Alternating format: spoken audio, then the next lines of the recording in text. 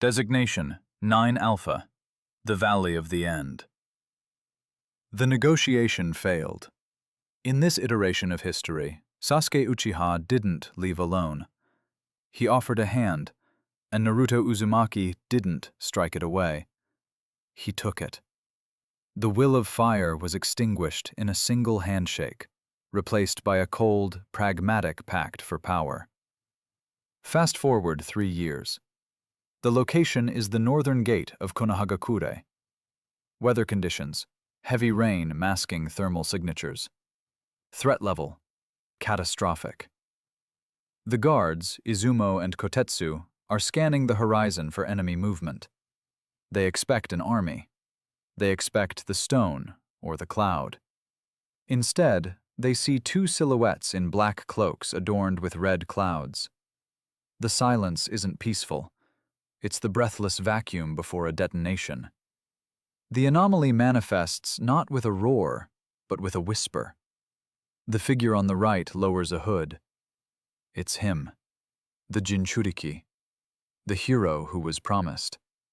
But the eyes aren't blue and bright with stupidity anymore. They are dull, focused, and ringed with the unnatural pigmentation of sage mode. He isn't here for ramen. He isn't here to become Hokage. He is here to dismantle the military infrastructure of the Hidden Leaf.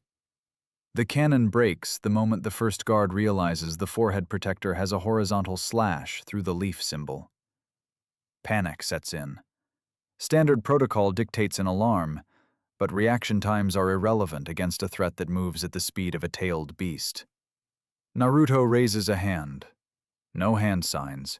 Just pure condensed wind chakra. The heavy wooden gates, reinforced with ceiling tags and iron, don't just break, they disintegrate.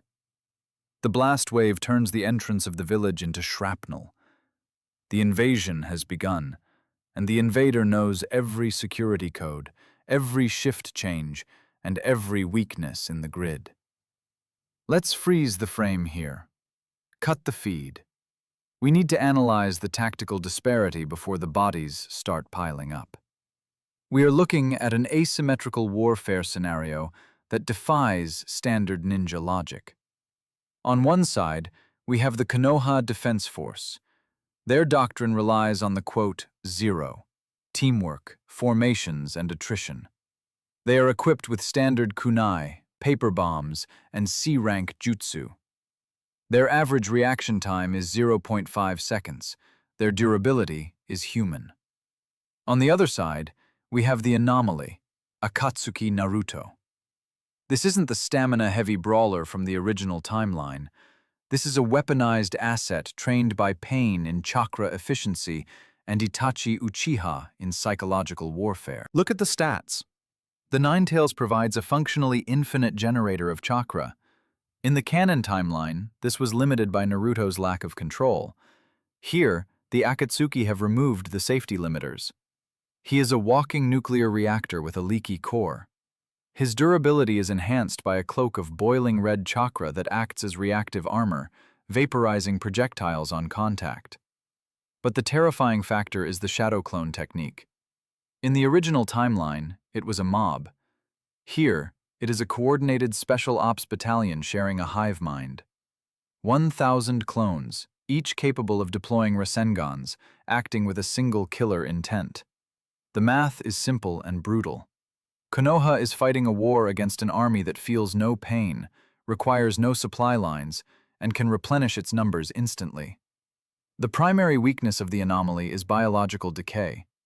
The human body is not designed to channel that much hatred. Every second in this state burns cells, shortens lifespans, and tears muscle fibers. He is on a clock. Battle Phase 1 commences. Shock and awe. The smoke from the destroyed gate hasn't even cleared when the first wave of clones breaches the perimeter. It's a slaughter. The ANBU Black Ops, the village's elite, intercept. They are professional killers, but they are trying to engage in close-quarters combat with a force of nature. A squad of 4 ANBU surrounds the primary target. Swords flash. Metal meets the red chakra shroud and melts. Naruto doesn't dodge. He simply expands the chakra arm. It's visceral. The claw rips through porcelain masks and reinforced flak jackets like wet paper. There is no monologue, no quote one, just the sickening crunch of impact. The bombardment begins. Dozens of clones take to the rooftops. They aren't throwing shuriken, they are charging wind style, rasen shuriken. In the canon, this technique was forbidden because it damaged the user. Here, the clones are disposable ammunition. They launch. The sound is a high-pitched scream of tearing atmosphere. The attacks impact the commercial district and the academy. We aren't seeing explosions. We are seeing microscopic cellular destruction on a macro scale. Buildings don't crumble.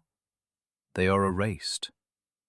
The wind blades sever the molecular bonds of stone and flesh alike. The casualty rate spikes to 40% in the first 3 minutes. The village is paralyzed by the cognitive dissonance. The boy who painted the Hokage faces is now painting the streets with blood.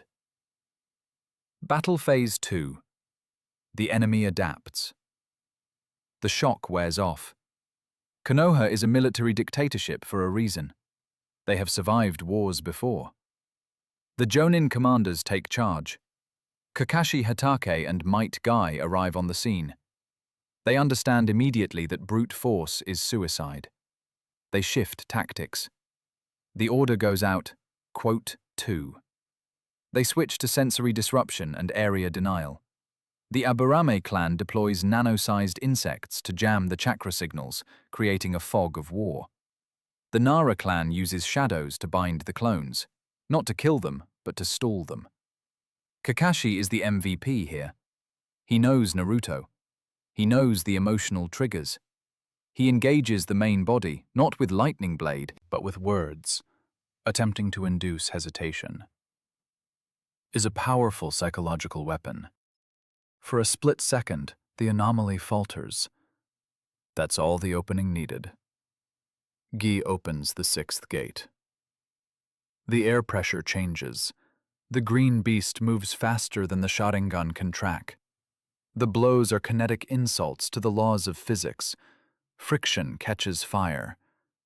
Gi pummels the main body, shattering the chakra armor. We see blood.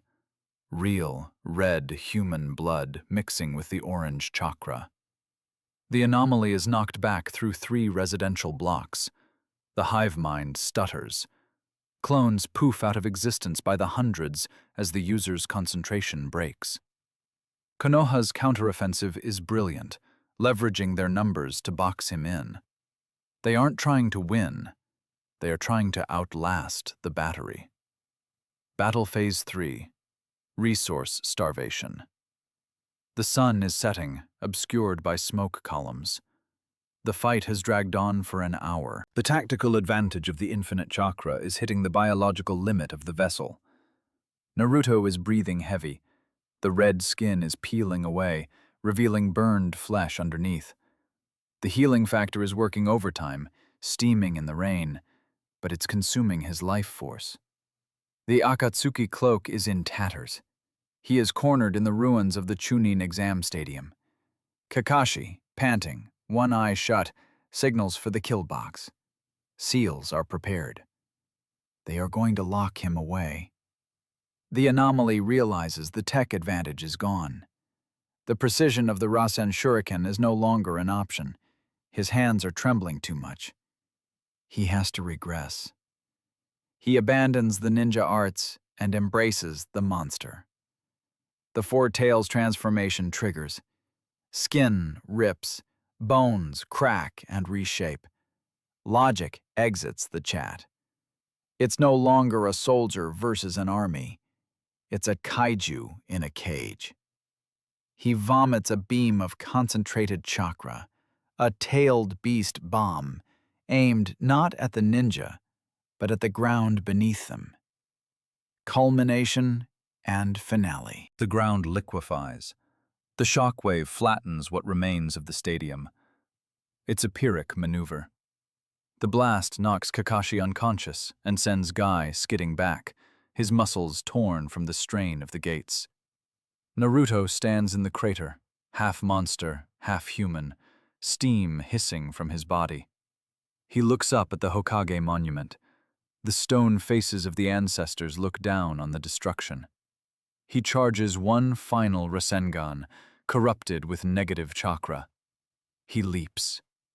The target isn't the people, it's the symbol. He slams the attack into the stone face of the fourth Hokage, his father. The mountain cracks. The face shears off and crashes down onto the village below. The dust settles. The invasion is over. Naruto doesn't stay to finish off the survivors. He has sent the message. He retreats into the tree line, leaving a broken village and a broken legacy. He won the battle, but he lost his humanity completely. Let's return to the studio and analyze the facts. The data from Timeline 9 Alpha is grim. This wasn't a raid. It was an execution of an ideal.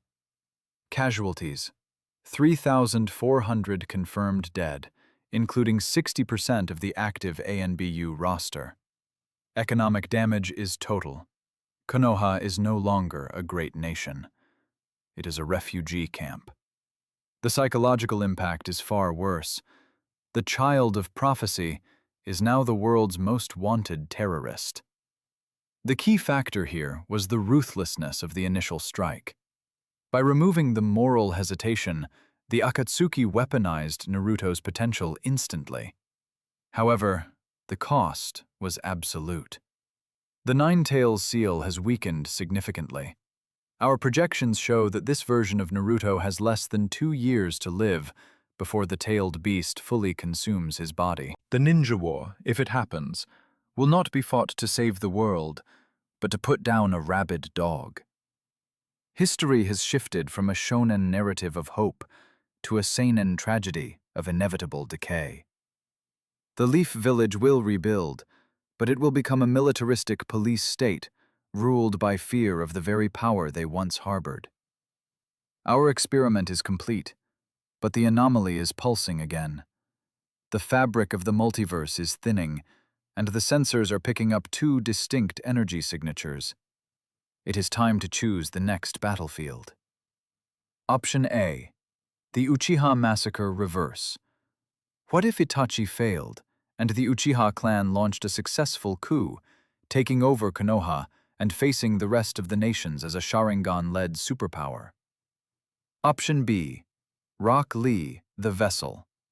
What if Rock Lee was the Jinchuriki of the Nine-Tails, unable to use ninjutsu, but combining the infinite chakra with the 8 inner gates? Vote with letter A or B in the comments. Like and subscribe to keep the timeline from collapsing. The fate of these worlds is in your hands.